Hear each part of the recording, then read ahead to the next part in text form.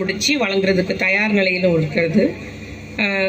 அதுபோல் நம்முடைய இந்த பட்டா வழங்கும் இந்த இனிய நிகழ்ச்சியிலே தலைமை வைத்து தலைமை உரையாற்றி அமர்ந்துள்ள நம்முடைய மாவட்ட ஆட்சித்தலைவர் திரு இளம் பகவத் IAS அவர்களே, மற்றும் இந்த நிகழ்ச்சியிலே உரையாற்றி அமர்ந்துள்ள நம்முடைய கோட்டாட்சியர் திரு பிரபு அவர்களே, மற்றும் நம்முடைய தாசில்தார் தூத்துக்குடி தாசில்தார் அவர்களே, மற்றும் வருவாய்த்துறை சார்ந்த பிற அதிகாரிகளே, நிகழ்ச்சியில் கலந்து கொண்டுள்ள மாநகராட்சியில் ஆனந்த் சேரனாட்சி அவர்களே, நம்முடைய மாமண்ட உறுப்பினர்கள், துணை மேயர் ஜெனிட்டா அவர்களே, மற்றும் மாமண்ட உறுப்பினர் ஜெயசீலி அவர்களே, பவானி அவர்களே, ரெக்ஸினக்கா அவர்களே, நம்முடைய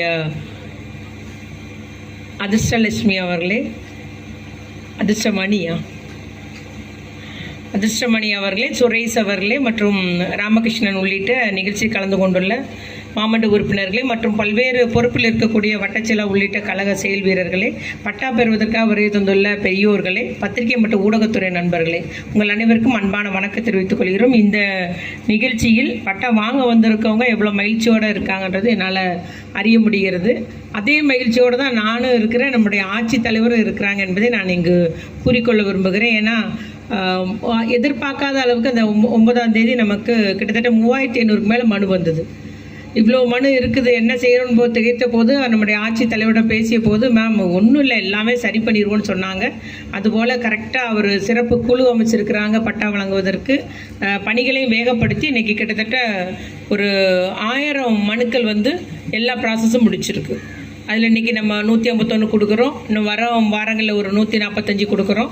அது போக நம்முடைய ஆட்சித்தலைவர் அரசு புஞ்சைன்னு இருக்கிற வகைப்பாடு, சிலருடைய இடங்கள்லாம் அரசு புஞ்சைன்னு இன்னும் இருக்குது, பெயர் மாற்றம் செய்யப்படாமலே. அதையெல்லாம் நம்முடைய ஆட்சித்தலைவர் அவர்கள் நடவடிக்கை எடுத்து வருகிறார்கள்.